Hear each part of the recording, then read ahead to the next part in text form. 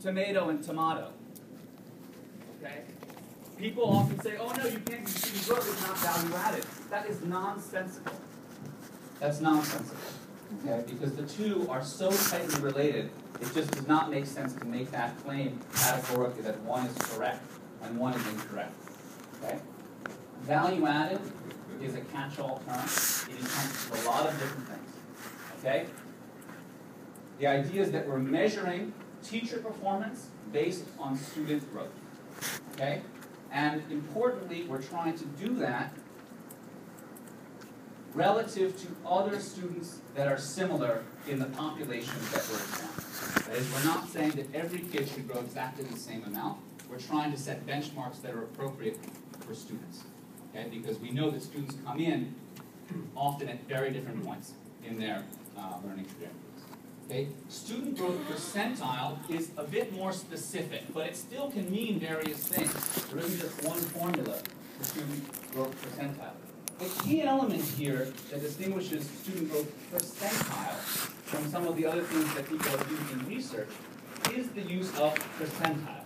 And it's there in the title, so you'd expect it has something to do with percentiles. What does that mean? It means that these measures are scale-free. Okay? They get away from psychometric scaling in a way that many researchers, not all, but many say is important. Now, these researchers are not psychometricians who are arguing against the scale. The psychometricians who create our tests, they create a scale, and they use scientific formula and theories and models to come up with a scale. It's like on the SAT, you can get between 200 and 800. And the idea there is that the difference in learning or achievement between a 200 and a 300 is the same as between a 700 and 800. There is no proof that that is true. There is no proof that that is true. There can't be any proof that is true. But if you believe their model, right, then you would agree that that's a good estimate to make. There are lots of people that argue they don't trust those scales, and they'd rather use percentiles because it gets them away from the scale. Okay? Gets them away from the scale. There's no right answer on this question, but that's the key debate, whether you use percentiles or you stick with the scale scores as they are. Okay? The New Jersey measures of SGP are using prior test scores. There are other places that have also added in demographics, and I'll get back to that point in a bit. But I think that's the kind of the key thing here. Well, that I see that distinguishes New Jersey from, let's say, New York State, which is slightly different. What's the basics of growth analysis? I'm sure you've heard this before, so I'm going to be very quick as I go through it. But the idea is that we're going to compare performance of a child on a state test, okay, relative to some benchmark for how much they should have grown. We look at a student, we can see in the Excel spreadsheet how much they grew on the test from last year to this year, but the big question is, was that good enough? How do I know how many points they were supposed to grow? So we compare that to some predicted benchmark for that student. Once we have the prediction or the benchmark, then it's just arithmetic, right? We want to know, did the student beat the goal? Did they do better than we expected them to do? Than we predicted they would have done, or the benchmark, the goal that we've set for that student and that teacher. Okay? What we do is we take the actual growth and we subtract off the benchmark, and that leaves us with a positive number or a negative number. Positive means you exceeded expectations, negative means you fell below expectations. In SGP, we express that in percentile terms. We don't have to, but we can. That gets us away from the scaling. And then the third is we take an average or a median. In practice, I've looked at this, it doesn't really matter whether we take an average or a median, as long as the teacher has, at least 10 or 15 kids, there's no big deal difference between an average and a median. Okay, but people do, for who knows what reason, some people like the median, the average. But you get a measure that says, for this teacher, on average, I like to say on average, it's hard to say on median, their students outperformed or underperformed expectations. Okay? The key is setting the benchmark. We can all do the arithmetic, right? The key is setting the benchmark. That's the hard part in all of this. That's the hard part. What is a fair goal or standard for each child? What's the fair goal? What's the fair standard? Okay? This is a very deep and difficult problem. There is no one right answer that all researchers point to and say, aha, this is the magic formula for setting the benchmark for each kid. But what researchers have done over the last 10 years, I'd say, is when a lot of this literature comes about, is we've come up with a lot of work that says these are reasonable things one does. And the variance between these differences between several reasonable choices are very small relative to the difference between one of these reasonable choices and something completely unreasonable, like No Child Left Behind, which says that every student gets the same goal, proficiency. Okay?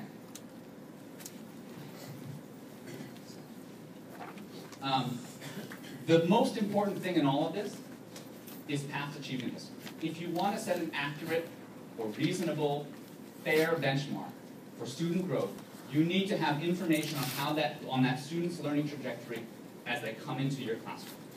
Where was the student last year? Okay? If you don't know that, all bets are off. Okay? If you have this information, though, the research says you're going to do a pretty good job. Okay? You can't just know demographics. This is important, right? New Jersey and other states used to basically set benchmarks, or at least used to classify schools using, what do they call it, like the DFG or something like that, based on demographics. Turns out, like, that's not actually a good way of setting benchmarks. That's not good enough. Just because we're of the same socioeconomic status, or at least, average poverty in our school attendance, doesn't mean that that's a fair benchmark. You get a lot more information by knowing something about achievements. Okay? And that's why all the research has been focused on the grades and the subjects with the testing history.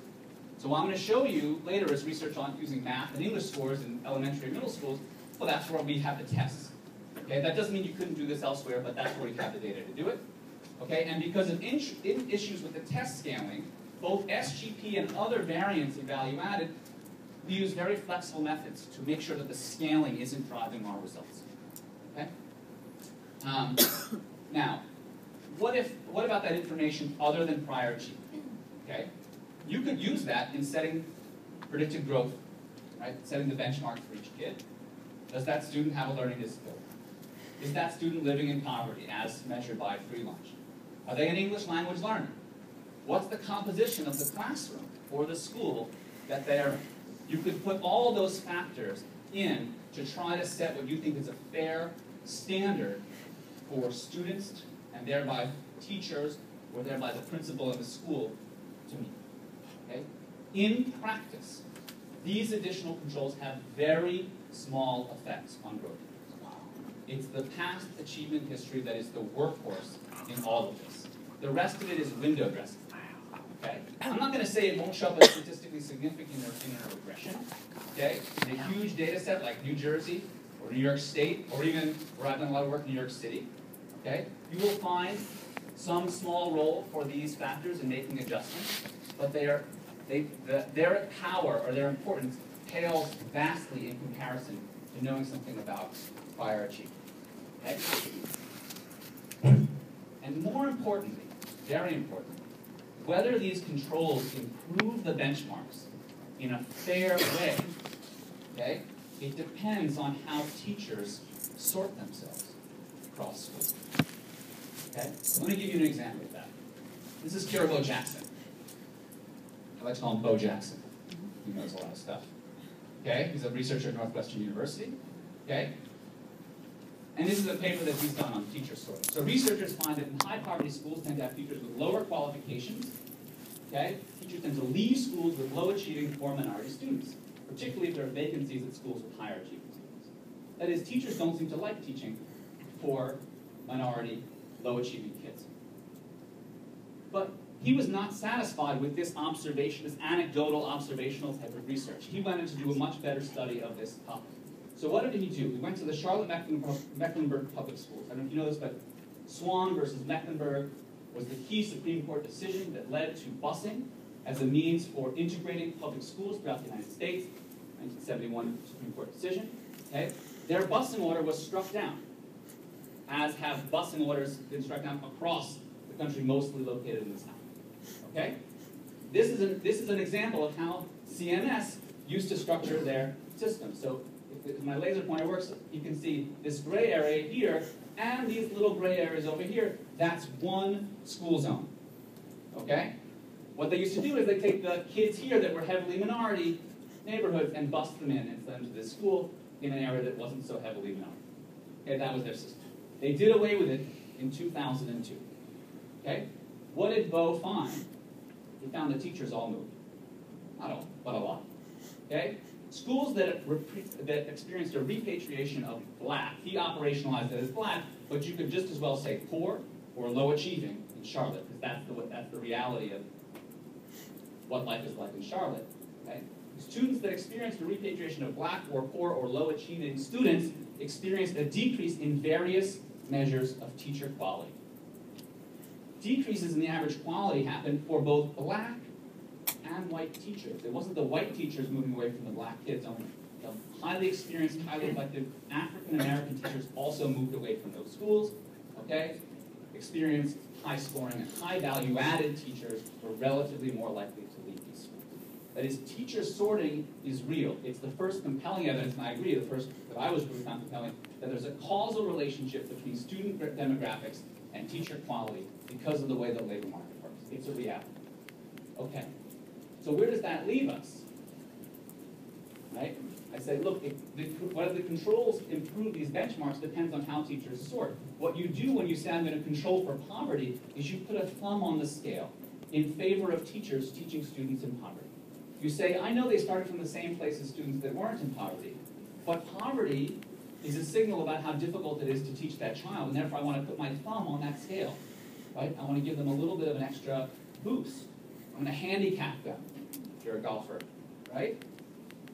But what Kiribo's work says is, wait, you may be helping the teachers who actually really are less effective.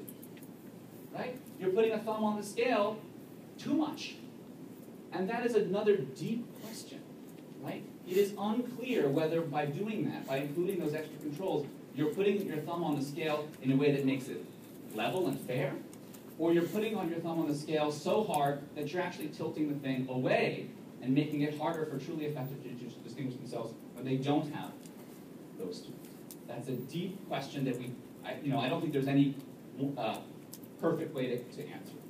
Okay? Luckily, as I said before, these additional controls do not make a big difference in SGP or value-added methods. Okay? But I just want to make sure this is an important point for us all. Okay. So I'm going to change gears a little bit and talk about reliability, because I think that's important. So I like to think about baseball when I think about statistics and reliability. So these are the 10 best batters from 1998, which is kind of when I stopped following baseball, so I have recognize names. I know we're closer to Philadelphia, so I don't know if there are any Phillies on the list, but I certainly remember John Olerud played for the Mets, Bertie Williams played for the Yankees, so these are all really great hitters. And what you'll see is they all hit well above 300 in 1998, which we often say is like the standard for, oh, you're a great hitter, you're a 300 hitter in Major League Baseball. Okay? This is how they did in adjacent years, 97 and 99. Just 1 year before, 1 year after. Only half of the time did they hit above 300. 4 times out of 10 in 97, 6 times out of 10 in 99. These super hitters did not even hit 300. Okay? Year-to-year reliability in baseball average, in batting average in baseball is 0.4, 40%. Okay? Even though you get to bat 150 times or 250 times or whatever it is, it's still highly unstable. Well, I wouldn't say how it's. It is not perfectly stable from year to year. It's 40%. It is what it is. Okay? Keep that number in mind. Because when we talk about student growth percentiles or value added, what do we get stability from classroom to classroom? Somewhere between 0.3 and 0.5. Right? If you told me, I know the batting average of every member on this team, do you want this information to decide how to create your lineup? I'd be a fool to say no. I'd be a fool to say no. And anybody who knows anything about baseball would say you're a fool to not use that information. If you also told me, do you want to make your entire baseball team only based on batting average, you'd probably also say no. Okay? Which builds into the idea of using multiple measures. But the stability in teacher value added, teacher student growth percentile is about the same as batting average. It's the same for ERA too. ERA stability for pitchers is 0.35 from year to year. Okay. How stable are growth measures? This is from research Tom Kane did with some other folks in LA. I just want to point out here, this is just showing you what it's like for teachers. By the way, actually, if you have any desperately dying questions, you should jump in, because I kind of lost track of time in the heat of the moment, so. Okay. What they did was they took 2 years of data, and they grouped teachers into quartiles. Bottom 25%, next 25%, blah, blah, blah, top 25%. Okay, and they said, how do they perform in the next couple of years? So this is the bottom group, the solid line on the left. And here, let's just look at the top quartile, all the way on the right. There is clear differentiation in future performance of teachers based on how they did in the first 2 years. Okay? Just like if I told you what your batting average was in your first 2 years of your Major League batting career, and we let you hit, no matter what, even if, let's face it, in Major League Baseball, the bottom quartile hitters don't get to hit next year. But in teaching, they do. So we can see what they did in the future. Wow. You can see clear differentiation, huge differences in the average performance. This means for the top quartile teachers, their kids are gaining about 5 percentile ranks on average. The teachers in the bottom quartile, their kids are losing 5 percentile ranks on average. Okay? Go back. The baseball? So you're suggesting a causal relationship between teachers' performance and in their first 2 years and teachers' performance in their third and fourth years. Yep. That is persistence. Right? Teachers who did well in the beginning are doing well later.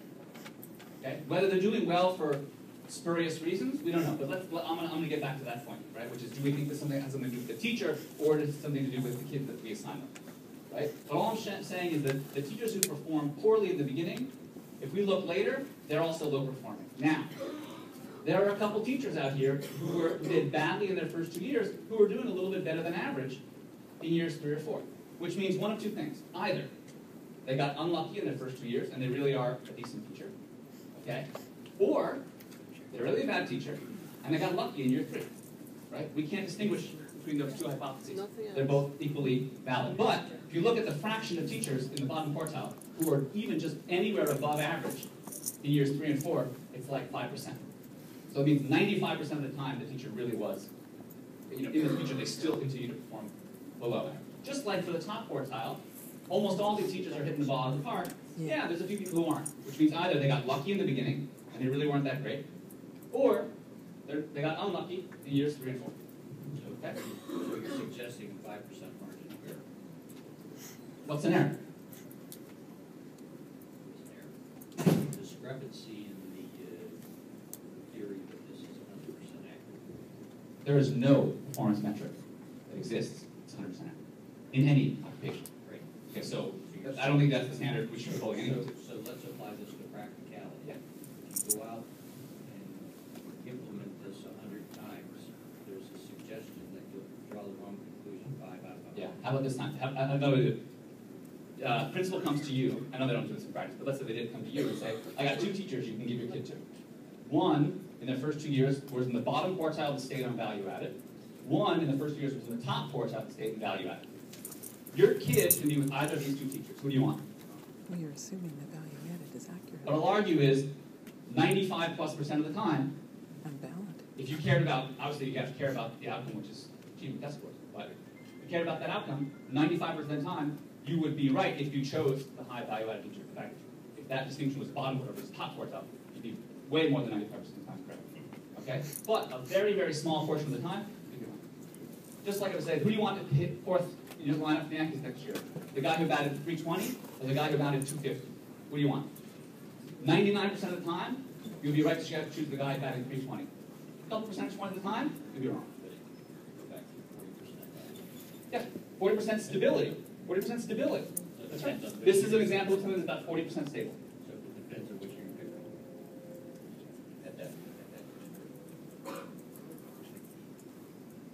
Not sure what you mean.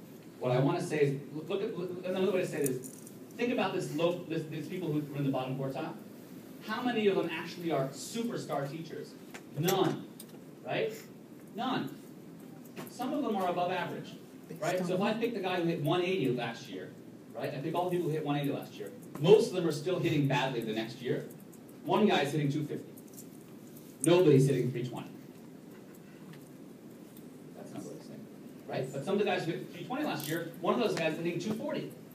So it means the low performer who's hitting 250 outperforms the high performer who's now batting 240. Yes. That's the way to talk. I know, I like baseball as a better analogy. I'm used to thinking about I told you, if I was talking standard deviations, you probably wouldn't, it's less, Because I don't know. all these numbers. What we heard. Okay. Raising scores, not the end goal. This is me. This is my 2004 paper, which I should mention earlier. My first work on this topic was using data in New Jersey.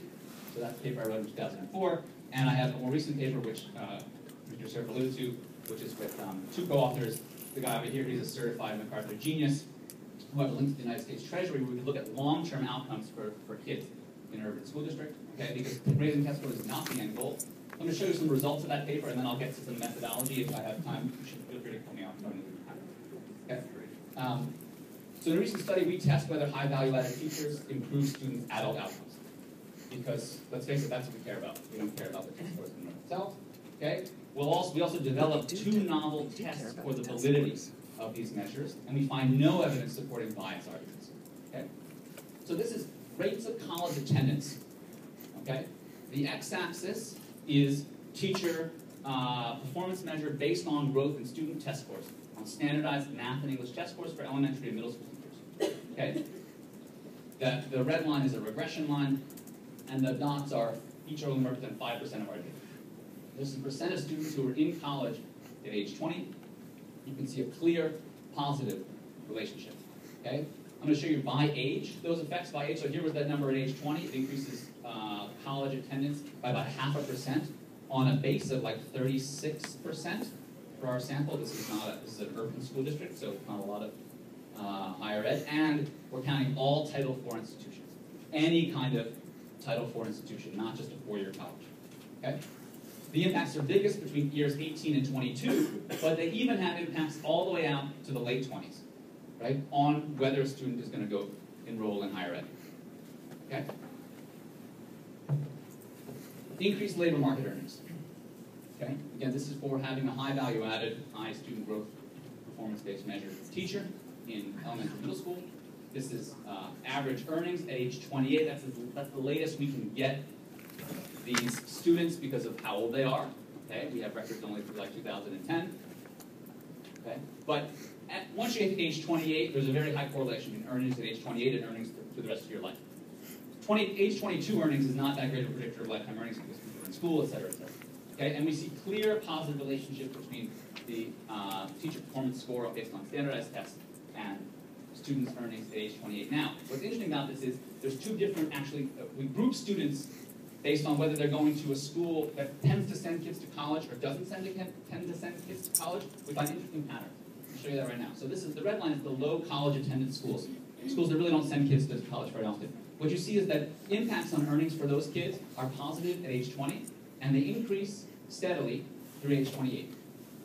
For students attending schools in the district that tend to send more kids to college, the earnings impacts at age 20 are negative. Why? Where are these kids? They're in college, okay? But look how steep it is, right? It's positive by the time they hit 26, and it's rising over time, okay? And we don't have a very big sample. We look at one cohort of kids out to age 30, and the point estimates with my laser pointer, they'd be something like, yeah, they get a lot noisier out there, but we can see it, that this trajectory continues, okay? They put their kids on a different trajectory for college and for their role in the labor market. We also see other things that I don't think I'm going to show you today, but lower rates of teenage pregnancy, living in neighborhoods with more educated population, et cetera, et cetera. Okay? How big is this? What we do is we just do a little calculation around and say, what are our estimates imply for getting a top 5% teacher versus an average teacher? We do a lot of assumptions, which I won't describe. Okay, you can read the paper. Over $250,000 per classroom. Over $250,000 in present value of lifetime earnings per classroom. Divided by 24 kids is how much? It's a lot of money. Now, how do we get it? It's a lifetime return on a classroom kid. Each kid only gets, something like $10,000. Right? But if you're a parent, and I say, are you willing to pay money to get a better teacher? You'd say, oh, yes. New test for bias, because that's a concern that you brought up earlier, right? Which is causal, right? Maybe I just get better kids, I look good on this measure, and my kids are going to earn more money because they're, their parents have more money and they spend time with them at home, tutoring them, et cetera, et cetera. Okay? So we test these in 2 ways. First, we have all this information on parents from the tax data that we don't use to measure teacher performance.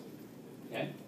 And we can ask, are the higher performing teachers getting kids that look better on paper based on all the things we know about their parents, like income? Okay? So what I'm going to show you this is the relationship between value added in 1 year and value added in another year. Okay? That's all I'm showing you here. Okay? So this is not surprising. This is kind of like that the graph I showed before, which is if you perform badly last year, you perform badly this year. Okay? That's just, I just want to show you this relationship is almost 1-to-1. That's a 45-degree angle. Okay? That relationship is almost 1-to-1. Last year you did badly, this year you did badly, last year you did well, this year you did well.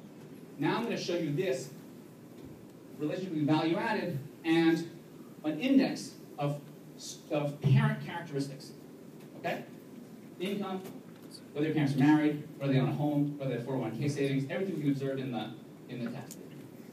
That's the relationship we get. Completely flat line. A completely flat line. There is no omitted variable here that we haven't controlled for, like parental income, that makes a big difference. Right? It makes no difference. Now, this does not mean that higher educated, wealthier, higher income parents do not get better teachers. Okay? What it means is, once we condition on their child's achievement trajectory, as measured by state tests, the playing field is level. Okay? This is a conditional relationship. Once I've controlled for the achievement trajectory of the kids, teachers are not better off if their kids happen to be higher income. Okay? That's important. Okay? The other test for bias is, let's get outside the classroom. Let's get into a thought experiment about the grade level. Imagine Mrs. Smith comes in to teach a 5th grade in our school. Okay? And she's a great teacher. Her growth performance metric is 10 points. Okay? She gets a quarter of the kids. If she was really good, then the test scores of all the kids in 5th grade should go up by 2.5 points. Right? If she's a 10-point teacher and she gets a quarter of the kids, then the average score of the whole grade should go up by 2.5 points. If she has a score of 10 because she's able to cream skim from her old school, when she gets here, nothing should happen to the average score of all the kids in the grade. Even if she's cream skimming in the new school, because she's still friendly with the principals, right? Even if she's cream skimming in the new school, that'll make the other kids in the grade look bad, make her kids look good, but the overall average for the grade won't change. That's the idea behind our methodology. Okay? And I'm just going to show you 2 quick results of that. This is the entry of a high value-added teacher into a grade. The solid line is what happens to test scores in the grade when the high value-added teacher shows up. Okay, year 0, when they show up. Nothing happening in the prior 3 years, boom. Test scores, not among her kids, not just among her kids, or his kids, among all the kids in the grade go up, on average. Okay? Now you might say, well, when the year they hired her, that's when they did some great program where they changed the zoning of the schools and the high-achieving kids just showed up that year. But let's look at prior grade. Right? She went into 5th grade, let's look at 4th grade test scores. Nothing happens. Right? It's not something about the intervention at the school level, it's about her. Okay? And now here's another important one. This is the departure of a... Yeah.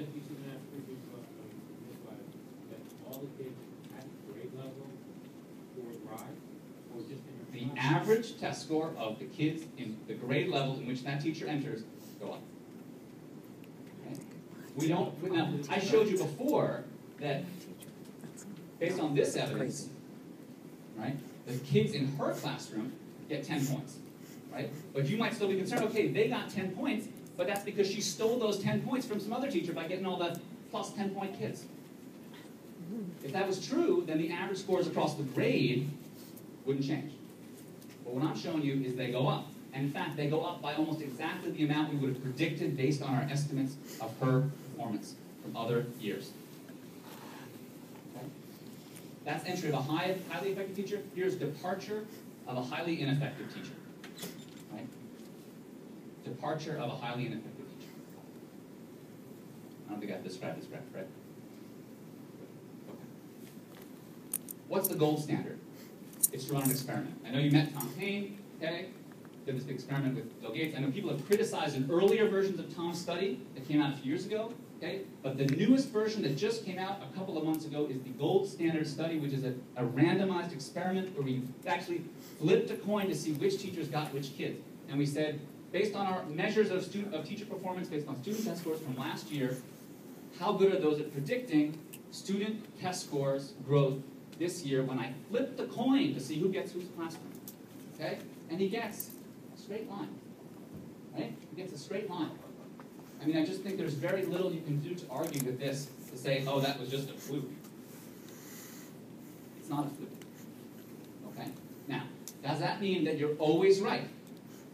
That the person who performed well in the past always outperforms the person who did poorly in the past? It can't be, right? No performance metric is 100% stable or 100% accurate. But the majority of the time, you're going to be right. And so if you're trying to figure out how to get a more effective teaching workforce, this is a piece of information that you should not ignore. Okay, some caveats. Context is important, right? These are all context specific. If I measure your performance teaching elementary school math, that doesn't mean you're going to be a great high school gym teacher, or vice versa. Okay? Context specific. Okay? But that's almost irrelevant, right? If I say you're a great calculus teacher, I don't care if you're a great kindergarten teacher. There's this paper by Donald Rubin, who's a famous statistician at Harvard, who makes this argument. These aren't really causal measures because they don't tell me what would happen if I move teacher A and teacher B across two totally different schools or different jobs. By the way, like, I give medicine to you, it always does the same thing. But that's besides the point. We're not going to do that. We care about which of our fifth grade teachers are doing a good job, which need help. Okay. Yes, we'll do. Okay. Their availability is limited, right? That is an issue, right? Only a few grades and subjects where you can do, because you need the performance history. You need to know where this kid was last year. It's hard to do that in kindergarten.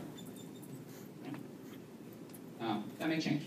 You know, places across the country are saying, look, we're going to try to implement tests that we think are really measuring what we want our kids to learn in more grades, more subjects, so that we'll be able to not only do this kind of measuring, but set goals and do internal assessments of who's doing well in our school system. It's a relative performance measure. That's what I think is important, right? Half the teachers will be below average.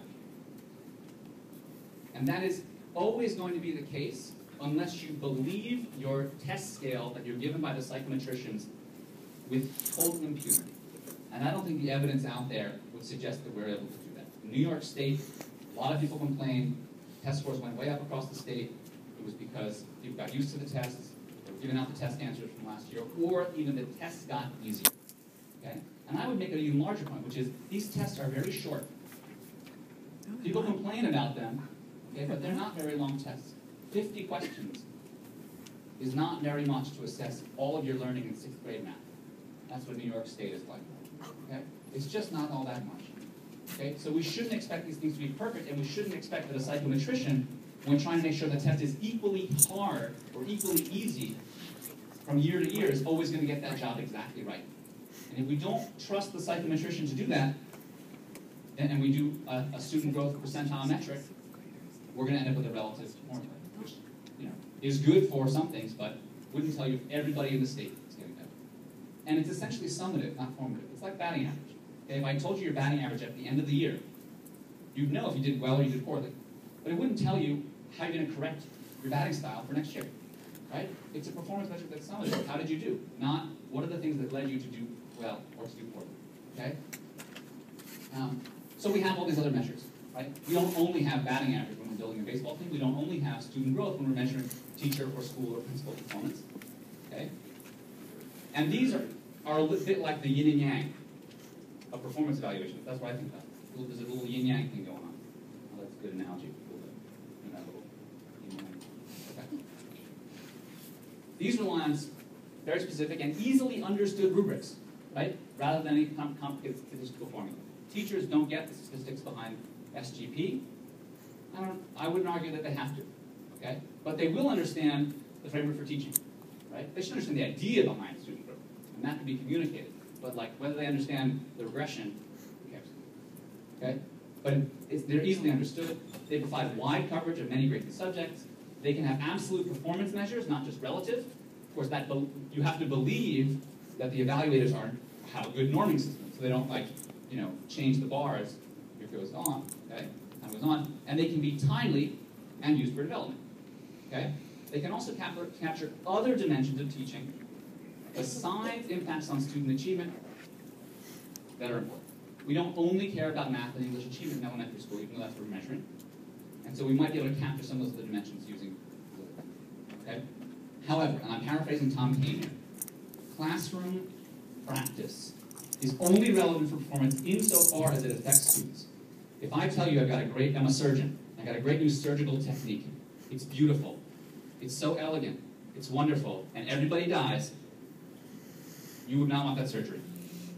Okay? The same thing goes for classroom observation. It has to be that we have tested the rubrics, like we've done in the MET study, and said, these measures of classroom behavior are indicative of student learning. Because if they're not, if they're just some behavior for the sake of the behavior, who cares? And I think that's always important to keep in mind. So we've got consistent evidence on the subjective things. We've got these classroom observations that everyone knows about. But the last thing that I want to caveat on is these observations are never going to be 100% accurate, nor 100% stable. Right? You observe me teach a few times, and you tell me that's my performance for the whole year, 180 days. That can't possibly be true. Can't. Right? Why? Score correlations across observations are about 0.4, even with highly trained evaluators. And last, bias and preferential treatment are possible.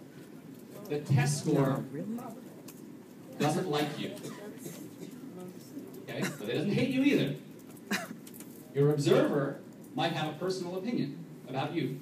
Okay? I'm not saying that is always going to happen, but that is an issue that you have to face when you go to a subjective performance measure like classroom observation, which you do not with student growth. And that's why people in this yin and yang, they have trade-offs, but they play well against each other.